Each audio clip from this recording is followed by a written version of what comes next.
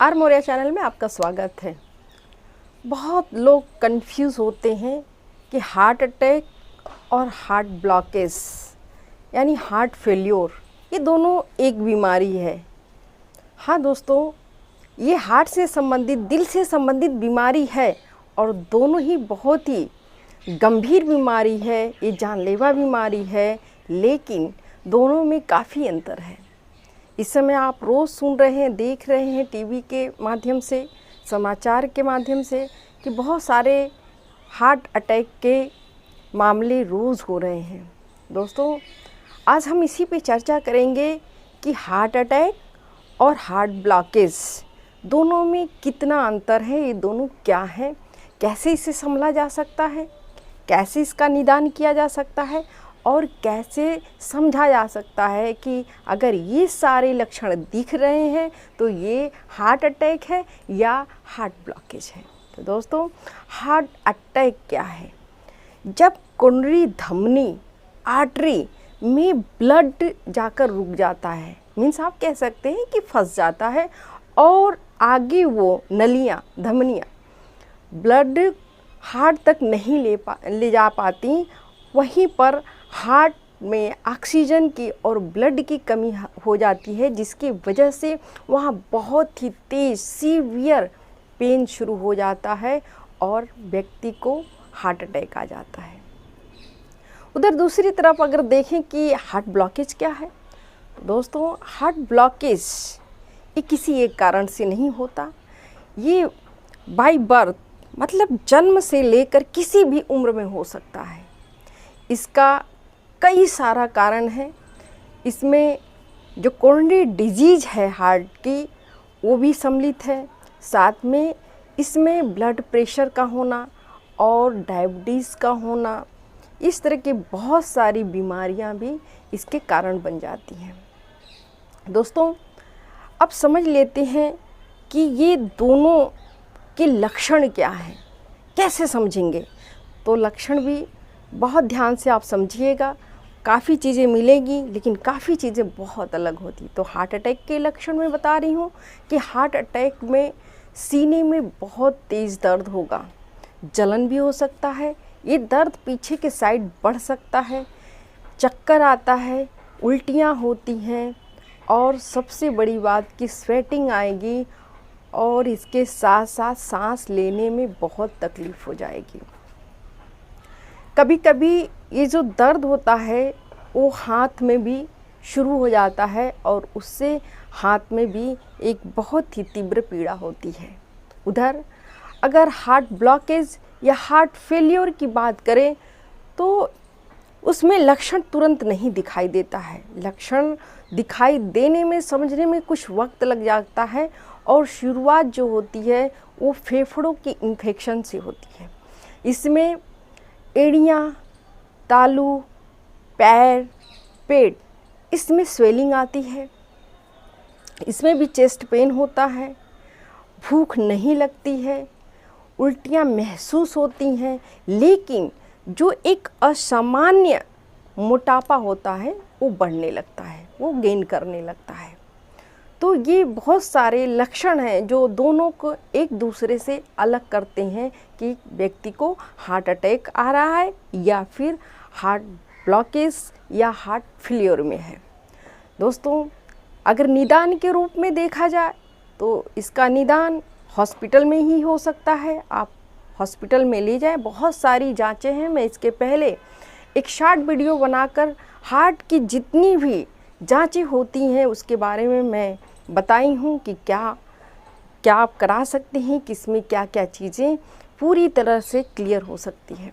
दोस्तों, अगर बात करें हम कि हार्ट ब्लॉकेज की, तो ये थोड़ा बड़ा टॉपिक है क्योंकि हार्ट ब्लॉकेज किसी एक कारण से नहीं होता, किसी एक जगह पे नहीं होता। इसके बहुत सारे टाइप्स होते हैं और मैं मुख्य जो टाइप्स होती हैं उनको मैं आपको बता देना चाहती हूँ।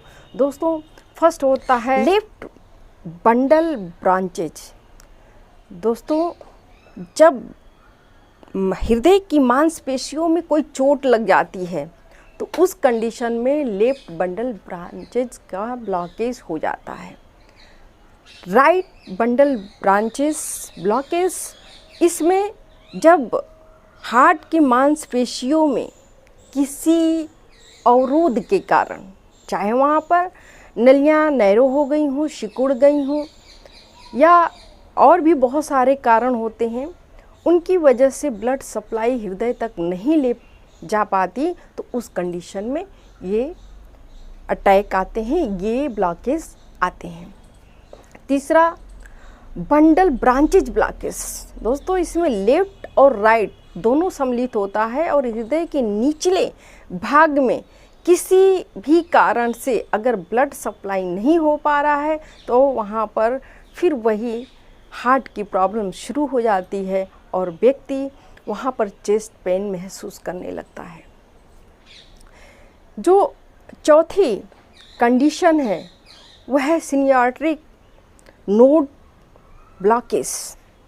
दोस्तों, इसमें सिनियाट्रिक जो नोड होते हैं, जो आर्टरियाँ होती हैं, उसमें किसी तरह का अगर फैट जम जाने की वजह से, या वहाँ पर सिकुड़न आ जाने से नलियों में, या नैरोपन आ जाने से, कोई भी कारण हो सकता है। जब ये कंडीशन आता है तो वैसे में ये ब्लॉकेज हो जाता है।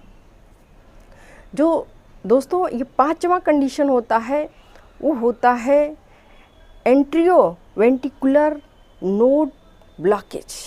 इसमें जो इलेक्ट्रिक सिग्नल होते हैं वो धीरे धीरे कमज़ोर हो जाते हैं और इस सिग्नल के कमज़ोर होने की वजह से वहाँ पर हार्ट के मांसपेशियों में ब्लड सप्लाई नहीं हो पाती, जिसकी वजह से वहाँ एक बहुत ही पीड़ा या वहाँ पर दर्द शुरू हो जाता है।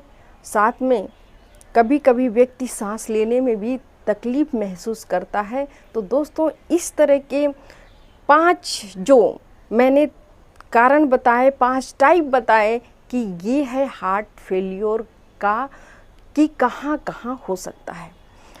अब दोस्तों, जानना आगे ज़रूरी है कि इसका ट्रीटमेंट क्या एक ही है, तो नहीं दोस्तों, इसका ट्रीटमेंट भी अलग है और इसके कंडीशन भी अलग हो सकते हैं।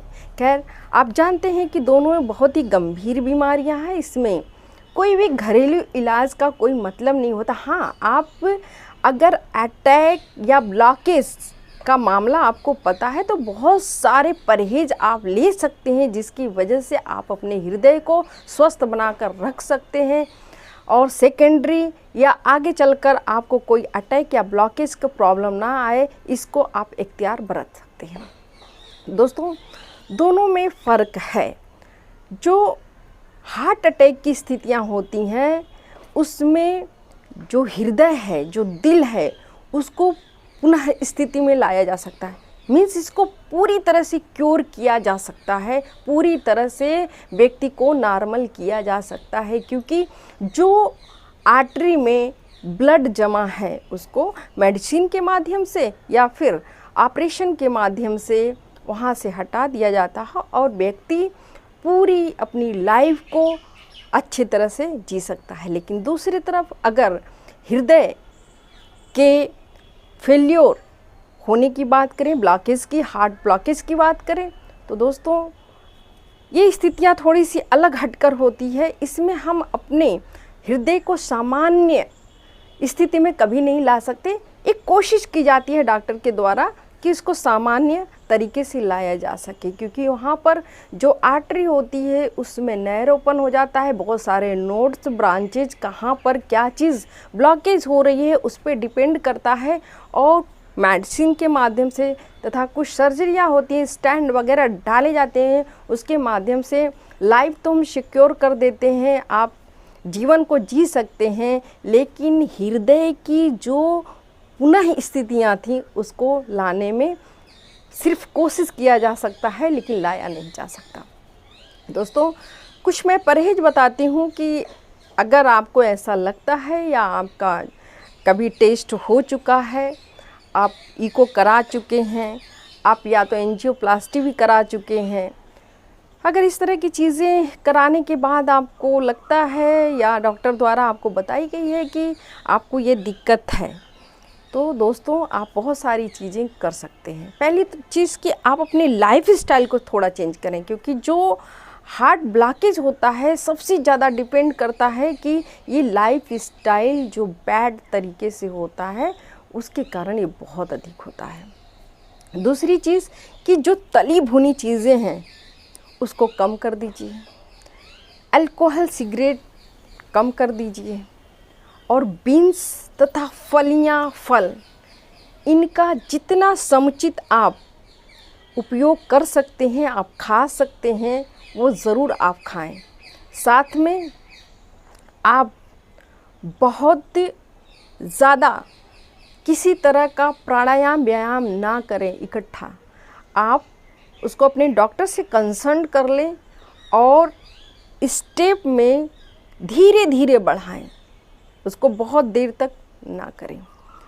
दोस्तों इसके साथ जो आपका वेट है वो गेन नहीं होना चाहिए।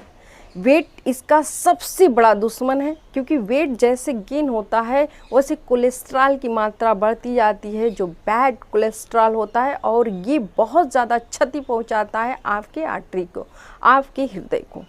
तो वेट को संभाल कर रखें। अगर शुगर है, आपको ब्लड प्रेशर है या थायराइड है, तो इसको कंट्रोल करना बहुत ही ज़रूरी है, क्योंकि ये सारे कारण होते हैं हार्ट ब्लॉकेज के। दोस्तों अब इसके साथ हमें ये जानना भी ज़रूरी है कि आप बचना चाहें तो कैसे इस गंभीर बीमारी से बच सकते हैं।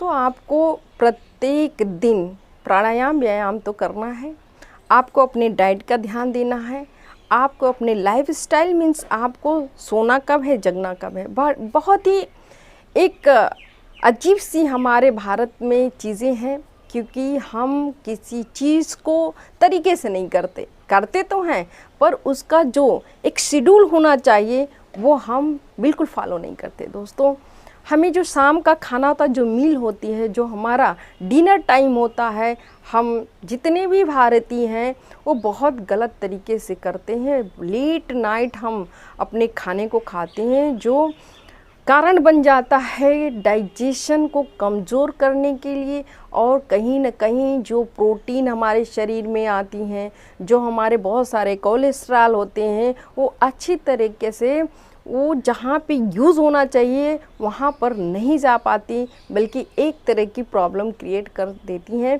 तो ज़रूरी है कि हम अपने खाने को, खाने के तरीके को और खाने के टाइम को भी अपने शेड्यूल में, अपने प्रोसीजर में, अपने तरीके से करें।